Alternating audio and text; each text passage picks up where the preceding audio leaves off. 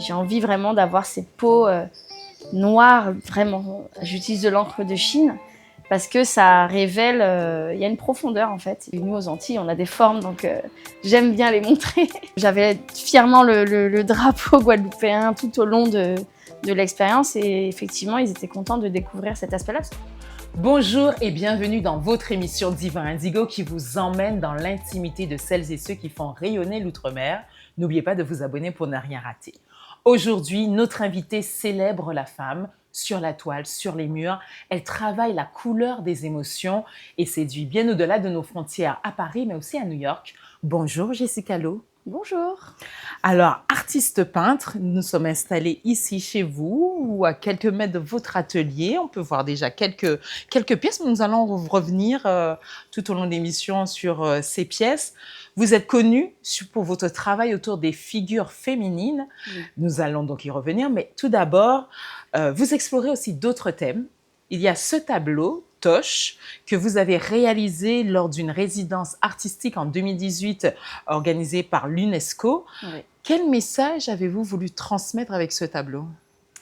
Alors en fait, durant cette résidence, c'était une résidence donc, où je représentais la France et aussi la Guadeloupe, j'ai réalisé en fait 3 tableaux, dont Toche. Et en fait, ces 3 tableaux présentaient des facettes de mon identité. Puisqu'en tant que guadeloupéenne, mais aussi catalane, puisque mon papa est catalan, Toche, en fait, lui, représentait vraiment l'identité caribéenne, la Guadeloupe. Et puis les 2 autres tableaux, donc il y avait une partie qui représentait ma partie espagnole et il y avait un autoportrait aussi. On va revenir sur l'autoportrait, mais pour Toche, c'est donc le chanteur qui vous a inspiré, Peter Tosh, co-auteur du tube Get Up Stand Up avec Bob Marley, mais pas seulement. Mais pas seulement, voilà. En fait, il y a un personnage qui fait partie de mon entourage un peu lointain, c'est le père d'une amie qui s'appelle Tosh. Et en fait, c'est un personnage qui est très charismatique. Et il a vraiment, il est représenté sur ce tableau. Et je trouvais je sais pas, à ce moment-là, c'est ce qui m'est venu en tant que représentant de l'identité caribéenne et guadeloupéenne. Voilà. C'est intéressant parce que du coup, il porte des locks. Dans ses lunettes, on voit le reflet bleu du ciel, bleu de la mer. Il y a sur le même tableau, il y a des annotations en catalan, espagnol aussi. Oui. Donc, il y a vraiment, comme vous l'avez dit, c'est vraiment un condensé de vos 2 origines, donc caribéenne et catalane. Voilà. On va revenir un petit peu plus sur les débuts, ou là où tout a commencé. Vous êtes née ici à Port-Louis? Alors, je suis née... à la base, je suis saint-anaise, en fait. Port-Louis, c'est ma ville de cœur, d'adoption. Donc, je suis port-louisienne maintenant. Mais je suis née aux Abîmes, comme pas mal de Guadeloupéens. Et mais vous avez grandi à Sainte-Anne. Voilà. Et Toche, c'est quelqu'un qui vit à Sainte-Anne. C'est un Saint-Annais. Il est encore parmi nous? Oui. Qu'est-ce qu'il a pensé de son tableau quand il a vu? Parce que je suppose que vous lui avez montré. Mais non, même pas. Il ne connaît même pas. Parce qu'en fait, je suis très amie avec sa fille, enfin même ses filles, il en a 3. Et je ne suis pas sûre qu'il ait vu le tableau. Mais grâce à Diva Indigo, il va le découvrir. C'est ça. Donc, vous l'avez dit, mère guadeloupéenne, père catalan. Alors, pour ceux qui connaissent moins, Catalogne, c'est la région du nord de l'Espagne dont la capitale est Barcelone. C'est ça. Cette double identité a longtemps été difficile pour vous à porter? Alors, je dirais pas difficile, mais oui, effectivement, c'était pas facile. Il fallait un peu trouver son équilibre et je savais pas vraiment où me situer entre en fait, c'est le propre du métissage, c'est une richesse, mais en fonction de l'âge dans lequel on est, quand on arrive à l'adolescence, des fois, on sait pas trop où se situer. Mais j'ai fini par trouver mon équilibre. Vous m'avez dit en préparant l'émission que vous étiez trop noire pour les blancs et trop blanche pour les noirs. C'est ça, ouais. Ça, c'est vraiment symptomatique du métissage. Donc, finalement, on finit par se créer un univers qui nous est propre et après, les relations qu'on a sont des relations d'amour, du coup, pour le coup, où on transcende l'identité, la couleur, l'origine, voilà. On se voit tel qu'on est. Voilà. Vous avez aussi dit que vos parents vous ont élevé comme un enfant du monde. Comment ça se traduit dans la manière, dans les loisirs, la cuisine, les langues parlées? c'est rigolo que vous dites ça. En fait, mes parents, donc mon père catalan, donc parlant espagnol, mais en fait, il est professeur d'anglais, comme ma maman aussi. Et du coup, ils nous ont éduqués plutôt vers le côté bilingue français, enfin trilingue, français, créole, anglais, justement pour qu'on soit à l'aise avec ça dans le futur. Et après, en termes de mélange, c'était au niveau de l'alimentation. On a toujours cuisiné créole, espagnol. Donc voilà, enfant du monde, c'est vrai que dans les yeux de mes parents, il n'y avait pas de couleur, en fait. C'est-à-dire que quand on aborde, c'est moi qui abordais ça, moi ou ma sœur d'ailleurs, mais mon père, qui est blanc de peau, hein, pour lui, il n'y avait pas de couleur. Les gens n'ont pas de couleur. On est du monde et voilà. Donc c'est dans cet esprit-là que j'ai été élevée. Donc, dans un petit cocon, vous étiez quand même protégée, du coup. Ouais, oui. Mais voilà, après, dans la famille, on en a de toutes les couleurs. On a des gens de tous horizons. Donc, c'est même, je dirais que c'est au-delà du cercle parental. Ça va. Ma grand-mère, mes oncles, mes tantes, on est une famille très unie, des deux côtés, en fait. Donc, ouais, c'était l'amour. Et à quel âge vous avez appris à peindre? Très tôt. Ouais, très tôt. Je crois que, en fait, mon papa a toujours dessiné, toujours. Et donc, il m'a très vite mis un crayon entre les mains. Et puis, j'ai commencé, comme tout le monde, à l'école. Voilà, et j'avais vraiment un goût pour la peinture, le dessin. Donc, j'ai jamais lâché, en fait. Vous aviez un talent aussi. Parce que moi, j'ai essayé le crayon, ça n'a pas donné grand-chose. Ouais, j'aimais ça, en fait. J'aimais ça. Donc, du coup, je pense que c'est ça qui m'a porté. C'est quand on aime quelque chose, on a envie de le développer à fond et explorer toutes les facettes de cette pratique. Donc, du coup, c'est ce que j'ai fait. Vous avez pris des cours alors? À un moment donné, j'ai pris des cours d'aquarelle. Donc, du coup, très différent de ce que je fais moi dans ma pratique. C'est dans la finesse, c'est des détails. Il faut vraiment faire attention quand on dessine à l'aquarelle parce que tout se voit. La moindre erreur, elle est visible. Et donc, du coup, c'était intéressant. Et puis, j'adorais ma prof, Dany Masson, qui était une prof géniale. Donc, oui, j'ai eu à ce moment-là, ça a duré quelques années, peut-être 2 ou 3 ans, peut-être. Après, c'était autodidacte, by myself. Et vous partez seul, enfin, by yourself, après le bac, Ouais. à Paris.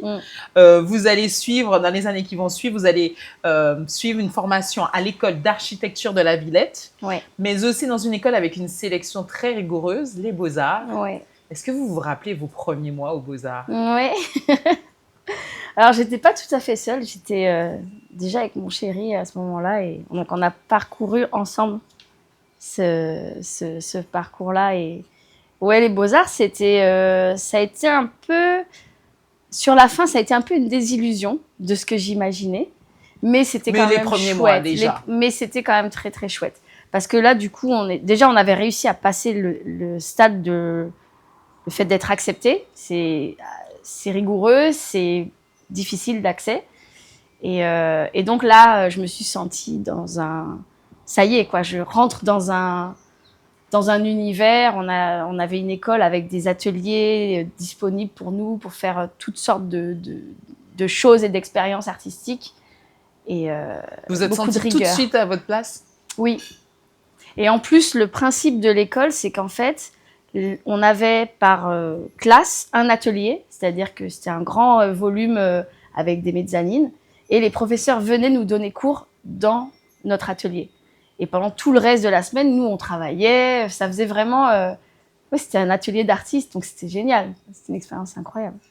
Est-ce que vous avez copié pendant cette période, justement, dans votre atelier les grands maîtres, ou est-ce que vous avez plutôt cherché à réinterpréter les œuvres? Alors à ce moment-là, je travaillais très peu de peinture, je travaillais sur le tissu. J'avais une obsession sur le tissu et donc je cousais des volumes. J'étais vraiment sur un autre média que la peinture. Mais après, on avait des cours où là, on travaillait vraiment, on apprenait à peindre. Je me souviens pas avoir copié, mais effectivement, j'ai été très inspirée. C'est à ce moment-là, en fait, à l'issue de cette année des Beaux-Arts, que j'ai trouvé ma façon de dessiner. Et Robert Combas, ça a été un artiste qui m'a extrêmement inspirée. Voilà. C'est de l'art un peu naïf et très figuratif, donc qui va représenter des personnages. Ça, lui-même a été inspiré, je pense, par des artistes comme Basquiat, Donc c'est vraiment de la peinture naïve, quoi, très naïve et très simple, mais il y a une profondeur aussi après dans le sens. Et cerné de noir, un peu comme ce que je travaille. Voilà. Donc, ouais. Quelle était la place des artistes catalans pendant ces années de formation? Je pense particulièrement à Antoni Gaudí, qui est dont la réalisation la plus connue, c'est la Sagrada Familia à Ouais. Barcelone. Antoni Gaudí, qui était architecte, Oui. inspiré notamment par la religiosité et la nature. Vous avez beaucoup de points communs.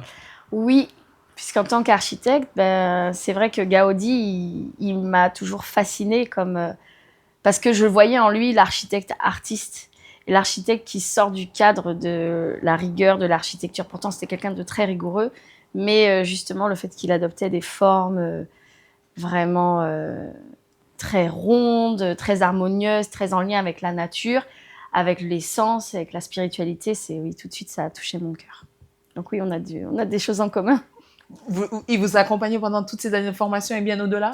Oui, oui, oui, parce que ça faisait partie de mes architectes favoris. Et donc, oui, c'est quelqu'un qui même son histoire m'a porté. Donc, le fait que, bon là, la Sagrada, elle vient d'être terminée, elle vient d'être achevée, enfin. Mais voilà, il n'a même pas pu voir la finalité de son œuvre principale. Et je trouve ça touchant. Il y a une espèce de mélancolie dans l'histoire qui me touche. Nous l'avons dit, votre parcours, une étape clé de votre parcours, c'est la résidence artistique de 2018 avec l'UNESCO. Vous l'avez mentionné tout à l'heure, il y a 2 autres tableaux où la figure de la femme est centrale. Vous aimez, et là je vous dis, travailler sur l'image de la femme dans tous ses aspects. Ouais. Tous ces aspects émotionnels, déjà, principalement, mais aussi physiques. Alors, c'est vrai que j'ai tendance à aimer le nu parce que je trouve que c'est la forme la plus pure de l'existence. Enfin, on est arrivé au monde nu et donc j'aime l'idée de vraiment sublimer le corps de la femme et de le montrer sous tous ses aspects, quelle que soit la forme qu'il a, et toujours transmettre une émotion. Ça, c'est vraiment important pour moi parce que je suis dans l'émotion quand je dessine.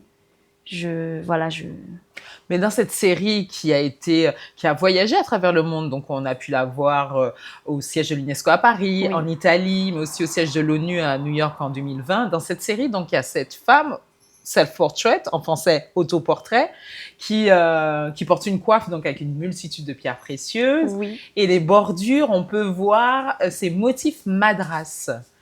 Quelle est cette partie de vous que vous nous offrez dans ce tableau? Là, encore une fois, c'est vraiment... en plus, c'était mon premier autoportrait.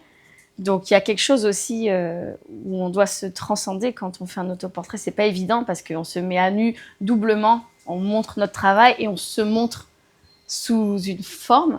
Et là, j'ai vraiment...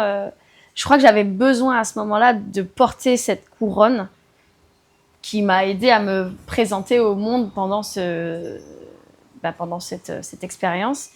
Et le bord fait avec le madras, c'est le cadre en fait dans lequel je me présentais. Je suis guadeloupéenne, alors même si le madras, voilà, c'est quelque chose qui nous a été amené, hein, on connaît l'origine, mais pour moi, c'est vraiment ancré dans l'identité créole. Donc voilà, j'avais besoin de me mettre un petit cadre pour dire voilà. Dire au monde, voilà d'où je viens. Voilà d'où je viens et voilà. Je peux aller au-delà parce qu'en fait, en plus, le bord, il me semble, ça fait longtemps que je ne l'ai pas vu ce tableau, mais il me semble qu'il n'est pas vraiment bord-bord. C'est-à-dire qu'il y a, il y a un au-delà. C'est un liseré. C'est un liseré, voilà, et il y a un au-delà. Donc, il y a pas mal de symbolique à chaque fois. Et comment vos œuvres ont été accueillies, justement, cette présentation de cette Guadeloupéenne au monde? Très bien, très, très bien. En fait, pendant cette formation, en fait, l'UNESCO, ils ont quand même des principes de transmission, de paix, de partage, de solidarité. Et donc, on avait tout au long de la résidence des exercices où on se retrouvait tous ensemble pour parler de nos différents pays, les problématiques qu'on peut y retrouver, etc. Et c'est vrai que les gens ont été touchés par mon origine, en fait, mes origines, parce qu'en plus, on était en Andorre, donc on était... en pays catalan. En pays catalan. Mais voilà, j'avais fièrement le drapeau guadeloupéen tout au long de l'expérience. Et effectivement, ils étaient contents de découvrir cet aspect-là parce que je représentais la France, mais c'était pas la France qu'on a l'habitude de voir. C'est ma France à moi, c'est-à-dire la Guadeloupe. Donc, et puis j'ai bien parlé. J'avais un petit côté chauvin par rapport à ça, donc et ils ont bien aimé du coup.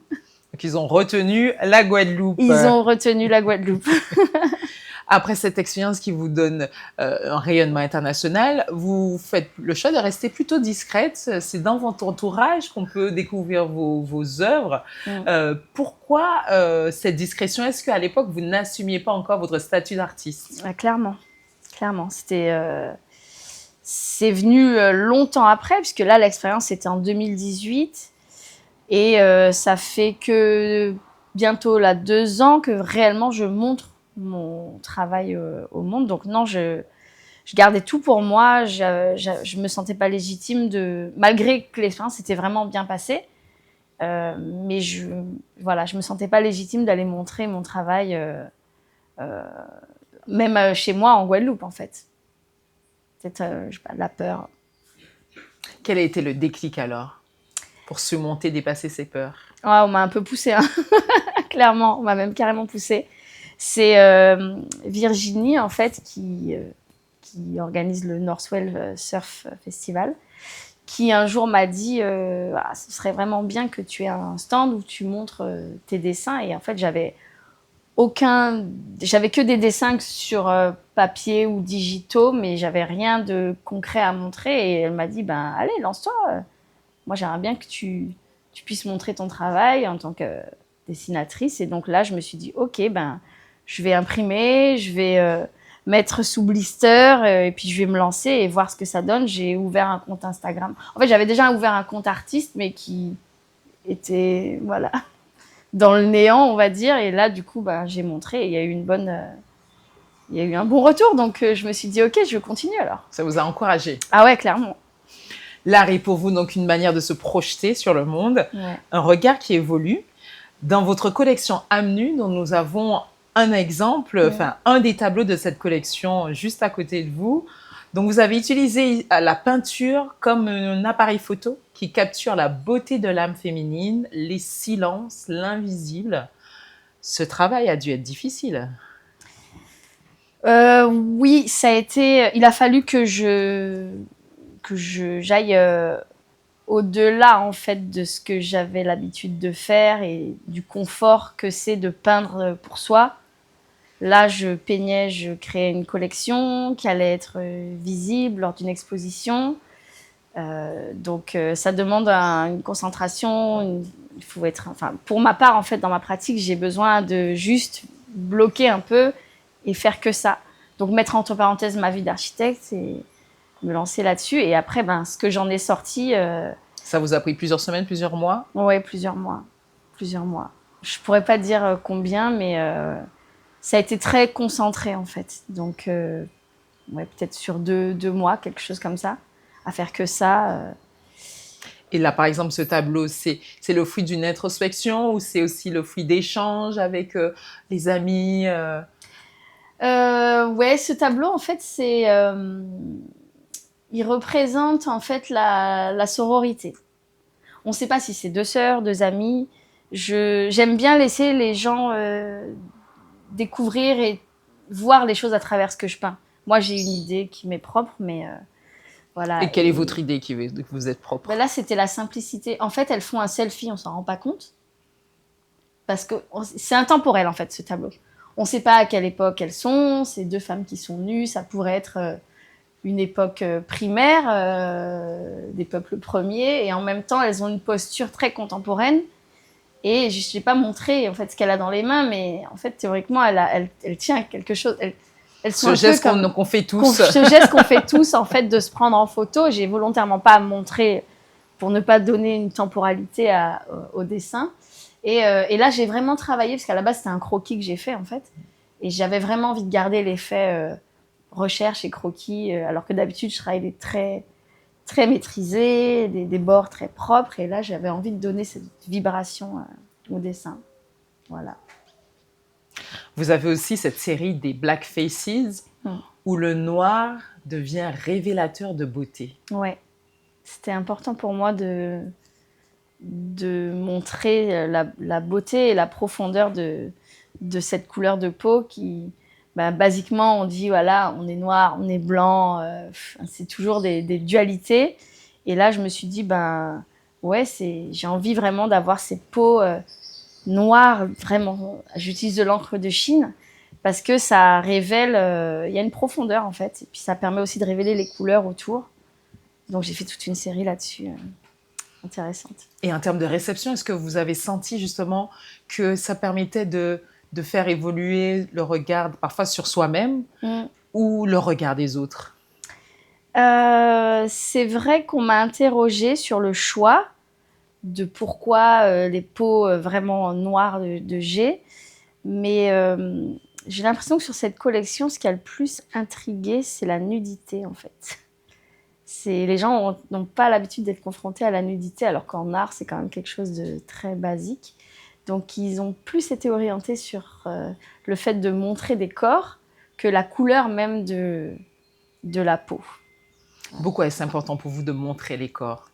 Parce que c'est Et tous les corps, parce qu'il n'y a pas un stéréotype. Non, il n'y a pas un stéréotype, il y a vraiment tous les corps.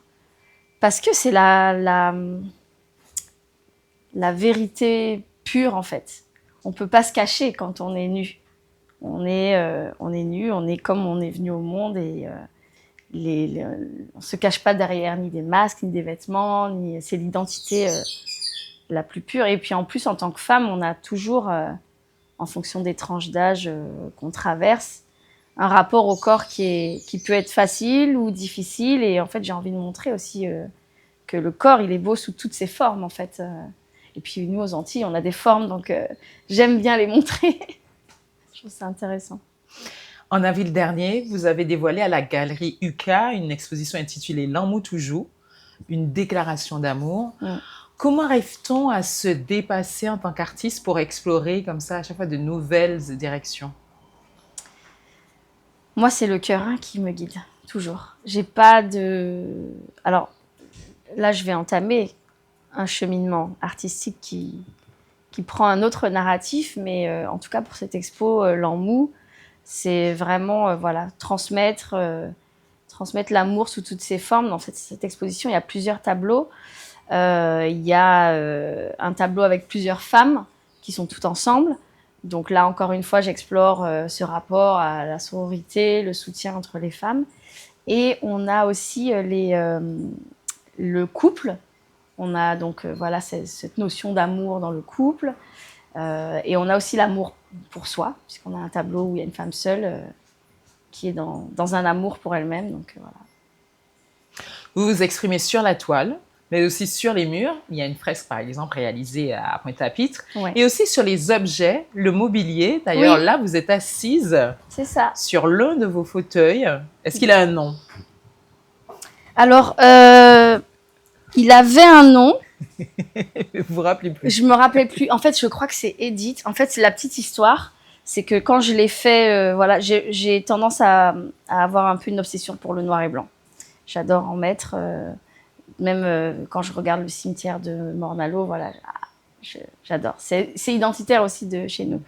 Et donc, quand je l'ai peint, c'est ma sœur qui m'a dit « Ah, mais on dirait cette célèbre designer. » Et je crois que, je ne sais pas si elle s'appelle Edith, je ne sais plus. Je ne me souviens plus de son nom. Et en fait, c'est une designer qui travaille le noir et blanc et les couleurs. Et elle m'a dit « Mais voilà !» Et là, j'ai oublié le nom de cette personne, mais je retrouverai. En tout cas, je trouvais que ça fonctionnait bien, mais j'avais envie de peindre. J'aime bien retravailler le mobilier, en fait. En faire des pièces réellement, des œuvres. Mais des œuvres qu'on peut utiliser. Parce que l'idée, c'est pas qu'ils restent dans un coin, il faut s'asseoir dessus. L'art est présent partout pour vous? Oui, même sur mon petit coussin. L'art est présent partout, ouais. Sur tout ce que je fais, ouais. Et puis l'art est présent partout, dans la nature et dans la vie. En fait, tout est art, tout est beau. Même une simple feuille qui vole au vent, c'est artistique. Le clapotis de l'eau, ouais, j'ai cette tendance à partir facilement dans des rêves avec ce qui m'entoure. Alors, vous étiez présente cette année 2026 lors de la Pool Art Fair. On pouvait voir donc des œuvres originales, mais aussi des répliques de vos œuvres, Ouais. où on pouvait les acheter pour quelques dizaines d'euros pour Oui. certaines de ces répliques. L'art doit rester accessible pour vous? Oui, c'est important. C'est important que tout le monde... En fait, je vois quand à chaque fois les gens acquièrent même une petite reproduction, ben voilà, c'est vraiment très accessible en termes de prix et les gens sont super contents parce que pour eux, ils ont une œuvre d'art et c'est vrai, ils ont un petit bout de mon univers et je pense que c'est... Oui, il faut que l'art reste accessible. Ça ne doit pas rester dans une sphère particulière, quoi. Puisque ça transmet de l'amour. Donc, Quel est l'avenir de la peinture selon vous à cette époque où, grâce aux outils de l'intelligence artificielle, on peut tout reproduire ou presque, parfois même sans autorisation? Bah, je pense qu'il faut vivre avec son temps. L'intelligence artificielle, ça apparaît comme à une certaine époque, les ordinateurs sont apparus, donc il y a des réticences. Mais je pense que l'humain sera toujours plus fort, l'esprit humain. C'est-à-dire que oui, il y a, et on est capable de développer plein de choses incroyables, mais je pense que la création humaine est sans limite en fait. Donc je pense qu'il faut apprendre à vivre avec. Moi, c'est pas quelque chose qui m'effraie parce que ça me coupe pas dans ma créativité. Je veux dire, ce que j'ai dans la tête, et je pense que c'est quand même global pour pas mal d'artistes, suffit. On n'a pas forcément besoin de l'IA. Et après, l'IA, on peut s'en servir en annexe, enfin, peut-être pour animer un dessin qu'on aura imaginé. Mais je pense qu'il faut apprendre à vivre avec et garder un certain contrôle. Et en fait, le contrôle, c'est juste avoir confiance dans ce qu'on fait et pas se reposer sur l'IA, mais s'en servir comme un outil plutôt. Vous l'utilisez soit en tant qu'artiste ou soit en tant qu'architecte? Je l'utilise, alors en tant qu'artiste, pas trop. Comme je vous disais, c'est plus peut-être par curiosité, je fais un dessin et j'ai envie de l'animer et le voir bouger. Alors des fois c'est super, des fois c'est un flop total et du coup je laisse tomber. Et après, en tant qu'architecte, ça me sert quand par exemple je fais des 3D, des représentations de volume. Je génère en fait, je modélise un espace et à ce moment-là, je vais pouvoir le sublimer, à rajouter des éléments. Mais le volume lui-même, c'est celui que j'ai imaginé, il existe. Mais oui, effectivement, pour sublimer des images, c'est vraiment super. C'est très pratique. Ça remplace Photoshop. À quoi faut-il s'attendre dans les années à venir de la part de Jessica Lo, que ce soit en termes de peinture ou d'architecture? Est-ce que vous allez continuer de nous surprendre? Ouais. Oui, j'ai pas mal de trucs. Que ce soit dans les deux domaines. Là, en art, je vais commencer une collection qui me touche vraiment profondément, où là, pour le coup, je sors un peu de ce qu'on a vu de moi pour l'instant, puisque je me permets en fait d'aller un petit peu plus loin dans mon narratif.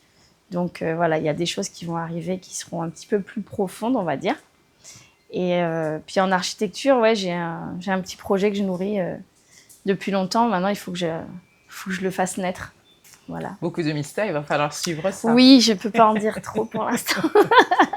Nous arrivons à la dernière partie de notre émission appelée Sur le divan, spéciale auberge créole espagnole.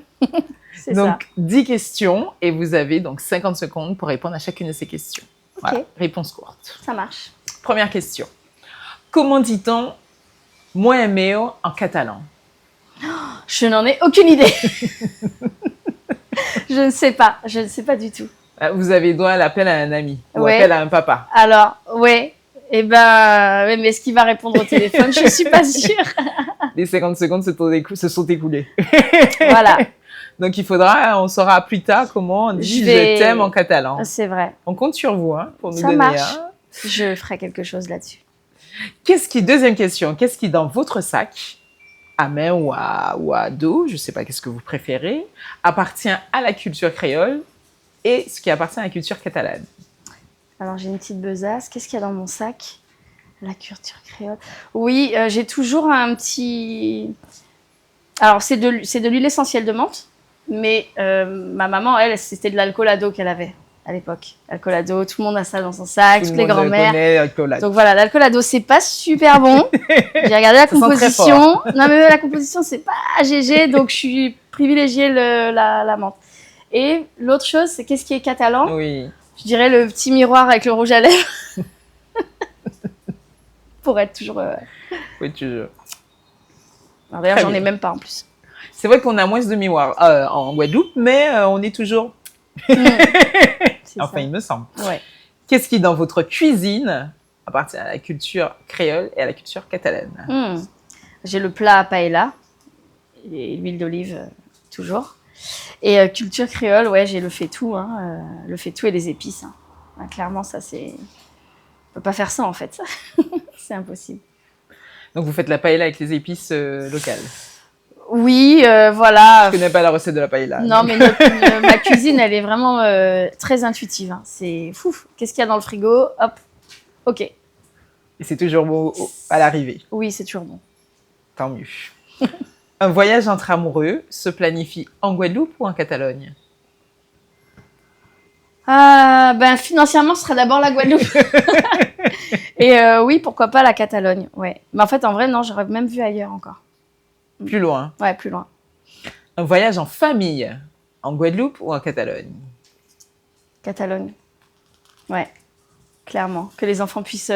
Ils vivent ici, donc en fait, ils sont baignés à la Guadeloupe, alors que la Catalogne, ils ne connaissent pas, en fait.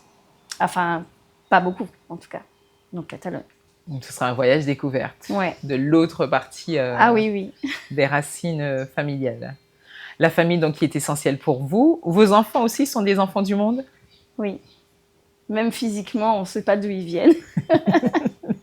C'est vrai, ils pourraient être métis, asiatiques, espagnols, sud-américains. Quand on les voit, c'est métissage de métissage de métissage. Et vous transmettez toutes ces petites recettes que vous avez apprises pour vous-même? Oui. Oui. Surtout. Et donc, du coup, ça fonctionne assez bien. Hein. C'est un miroir. Quand on les regarde, on se dit « Ah, ils réagissent pas forcément comme nous. » Et on sent l'évolution. C'est bien. Il y a une transmission qui se fait et on dépose certains poids qu'on ne va pas leur transmettre. Et eux, du coup, ils apportent d'autres choses nouvelles. Donc, ouais, c'est important, ça. Les bons vivants, ils sont en Catalogne ou en Guadeloupe? Ah, les deux. Les deux, clairement.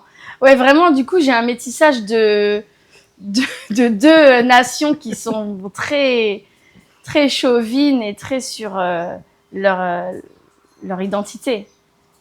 Bon, après, moi, je pratique les bons vivants de la Guadeloupe, hein, donc j'ai envie de plus dire la Guadeloupe parce que c'est ce que je vis. Mais c'est les deux, en vrai.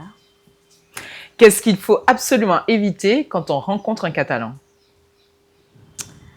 Je pense qu'il faut lui éviter de dire qu'il est espagnol. Ah, il le prendra mal. Ouais. Non, les Catalans sont très attachés à leur identité catalane. Voilà, donc, ouais, je pense que c'est ça qu'il faut éviter. Même s'ils vivent sur le territoire espagnol. Ouais, mais pour eux, l'Espagne, c'est là, et la Catalogne. Ils sont sur une île. Ils sont sur une c'est un pays en soi, voilà. Faut pas leur dire qu'ils sont espagnols. Qu'est-ce qu'il faut absolument éviter quand on rencontre un Guadeloupéen? Faut éviter de le snober, en fait.